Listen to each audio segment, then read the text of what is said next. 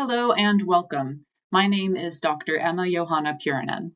I'm part of a research group at the Open University called AstrobiologyOU, which consists of researchers of all stripes who are interested in life in the universe. I specifically research astrobiology ethics, which I'm going to tell you about today. Astrobiology ethics sounds like a big, confusing academic concept, so we're going to break it down and define each part, and you may well find it more familiar and intuitive than you expect. So first, astrobiology. Astrobiology is the study of life in the universe. This includes studies of the origin of life, what conditions are necessary for life, the search for life in the universe, and what life's future might look like. This is our bread and butter at AstrobiologyOU, and I'll give you some more examples in the next few slides. One area astrobiologists study is, how did life begin in the first place? We've learned that life on Earth is very diverse and can exist everywhere from inside rocks to deep under the sea. We used to think all life on Earth was dependent on the sun, but now we know that while all life needs energy, that energy does not need to come from the sun.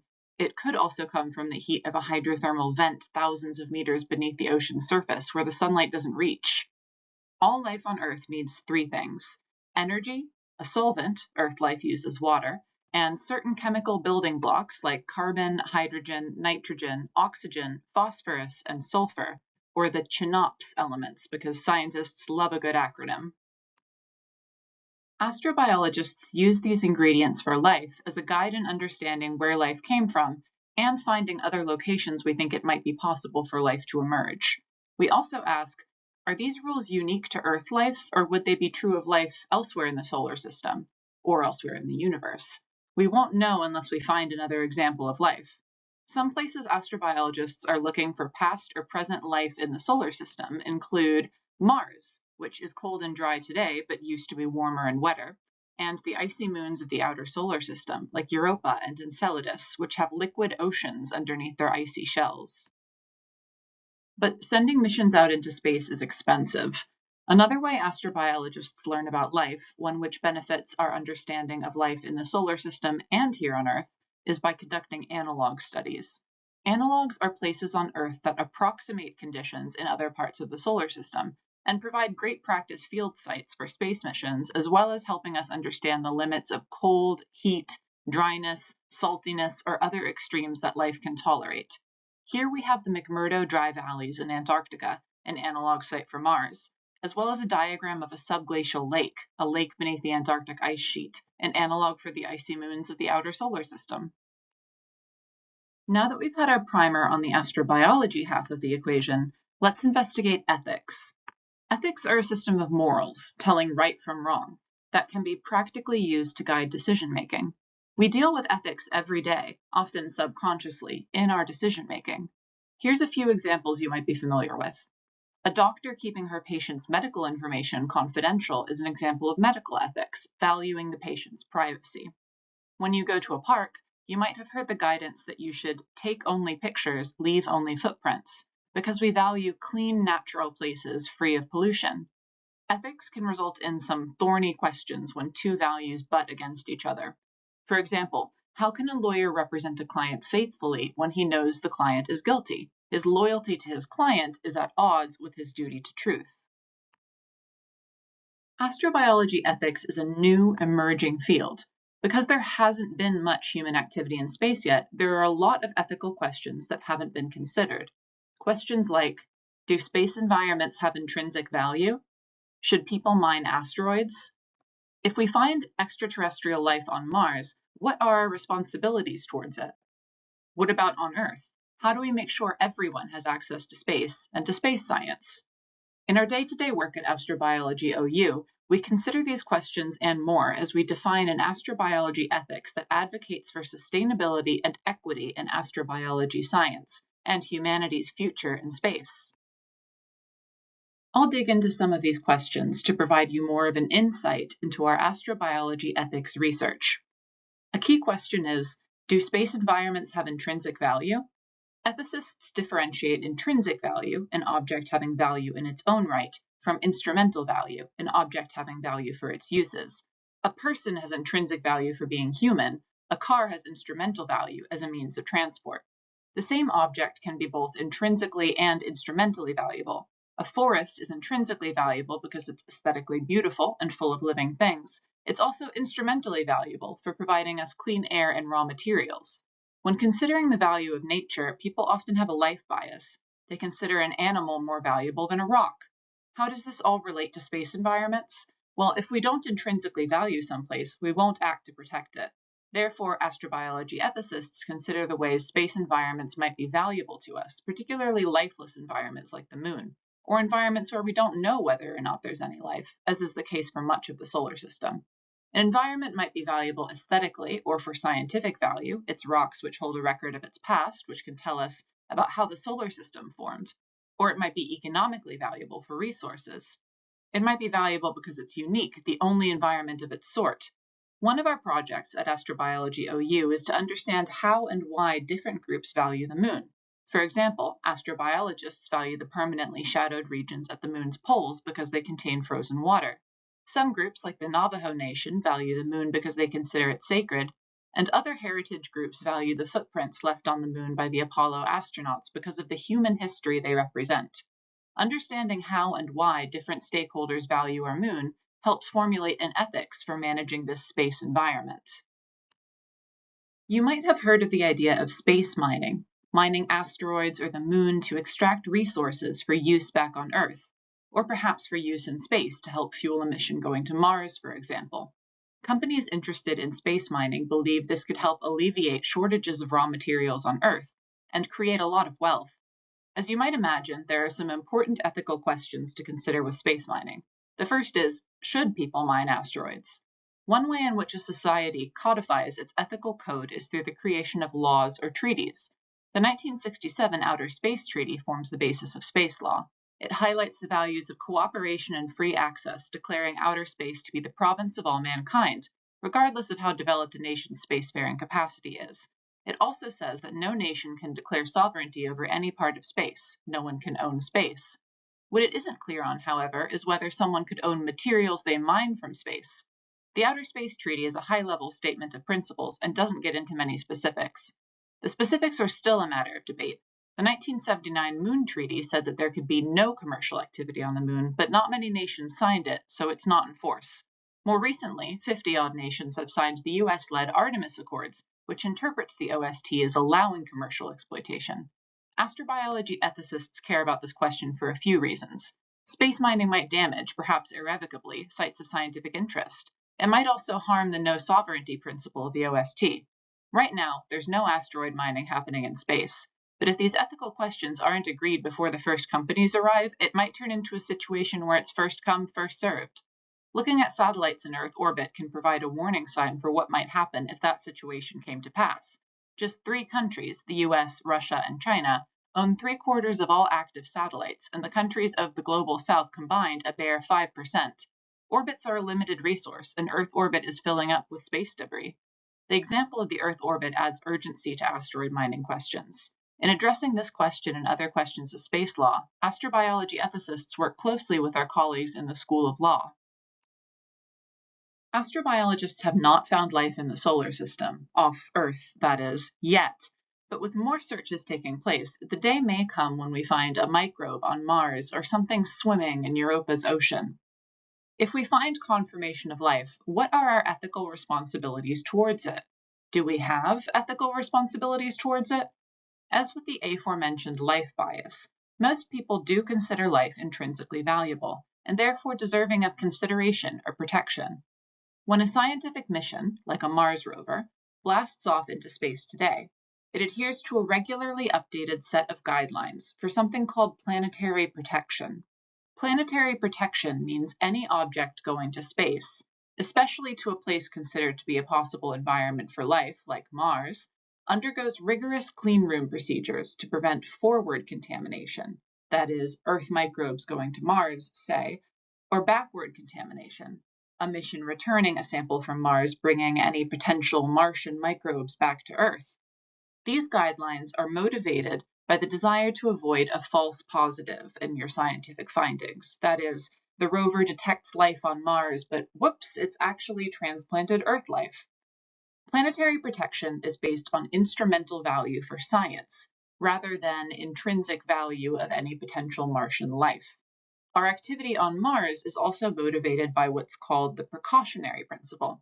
The idea that, since we don't know whether or not there is or was life on Mars, we should proceed with caution as if there was, striking a balance between still going out and exploring, while doing so cautiously to try and avoid situations like that presented in this tongue-in-cheek comic, where we accidentally and unknowingly kill the very life we are trying to find.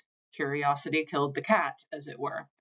The precautionary principle provides guidance for acting amidst unknowns, but precedents for how to treat any extraterrestrial life after it's found might come from the growing rights of nature movement on Earth.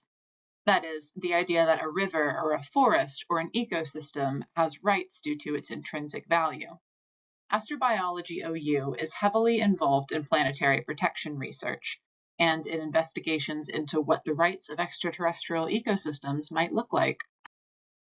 Astrobiology work doesn't only take place in outer space. Lots of the sites at which astrobiologists conduct research are on Earth. Astrobiologists also have a duty to share the results of their research with other scientists as well as the public, following the principle of open access. This means there are also ethical considerations for astrobiology on Earth. How do we make sure everyone has access to space and to space science? This picture shows two astrobiologists at the Pilbara Early Life Sites in Australia. These rocks preserve formations called stromatolites, left behind by early microorganisms that lived billions of years ago. The Pilbara Early Life Sites are the earliest known record of life on Earth, but in the decades since they were discovered, they have been damaged by oversampling and theft. Now they have been declared a conservation area. Research ethics is not just for medical science, it's a consideration in astrobiology fieldwork as well. When taking a sample, scientists need to weigh the value of the science they'd get out of it versus the damage they cause to the environment when they take it. Another ethical consideration comes about when doing analog work on Earth. Many astrobiology analog sites, like the Atacama Desert in Chile or the Transvaal Basin in South Africa, are in the global south. Historically, university scientists from the global north have had an extractivist relationship with fieldwork in the global south. They fly in, take samples, and leave and analyze the samples and publish the results at their global north universities. These ongoing practices cut global south scientists off from findings made using sites in their own countries and contributes to research inequity. These analog sites are not no man's lands, but in communities where people live. Involving locals and local researchers not only improves the science, but forges new collaborations and increases research equity. This is the picture in the Makarikari salt pans in Botswana, where there used to be a huge lake. Scientists from the Open University and from the Botswana International University of Science and Technology are coring, collecting a sample of the layers of the lake. In reconstructing the ancient history of the lake, they hope to learn techniques valuable for understanding the history of Gale Crater on Mars, which also used to be a lake. Increased opportunities for Global South scientists to be partners and leaders in such fieldwork, laboratory analysis, and publication helps us democratize astrobiology. We've just been through a taste of the issues we address in astrobiology ethics, what this research looks like in practice, including analog studies, collaborations with planetary protection scientists and space lawyers, and more. By addressing the ethical implications of looking for and finding life, including understanding and regulating the impact of astrobiology research and fieldwork on human communities, researchers in astrobiology ethics work alongside scientists towards a sustainable future for humanity in space. I hope you found it interesting and learned something new. Now I'm going to take a few questions that are commonly asked about astrobiology ethics. The big one, is there life elsewhere in the solar system? We don't know. This is one of the major questions astrobiology is trying to answer. What we do know is that the ingredients for life as we know it, water, energy, and the Chenop's elements, are commonly available in the solar system. It's these that guide our search to Mars and the icy moons, though we must also be on the lookout for life as we don't know it. As I said, it's not certain whether those ingredients are needed for all life or if they are needed for Earth life. But the more data we get, the more we'll know. What happens if we find life in space? It would be very exciting. Finding life could mean a lot of different scenarios. If we find microbes on Europa, for example, that would look very different from intelligent life thousands of light years away. The microbes on Europa scenario is much closer to what we study at AstrobiologyOU. In that case, the first thing would be to determine whether the life was truly extraterrestrial, not of Earth, or whether it was of the same origin as Earth life. We'd learn a lot in either scenario, and finding life would open up lots of new research opportunities, as well as lots of chances to put our astrobiology ethics into practice. How do we avoid causing environmental harm in space like we've done on Earth? To date, there hasn't been much human activity in space. This means we have an opportunity to be better stewards of the space environment than we have historically been of the Earth environment. One of the ways we can do this is by introducing better standards of protection in international environmental law, which applies to space since space is an area beyond national jurisdiction, or by extending the environmental movement on Earth to consider space environments as well. Increasing awareness of the potential for damage to space environments, getting stakeholders like scientists, NGOs, corporations, indigenous groups, and more at the table at an international forum such as the UN's Committee for the Peaceful Uses of Outer Space, and creating plans to conduct environmental impact assessments before doing space activity are a few of the ways AstrobiologyOU is looking to protect the space environment.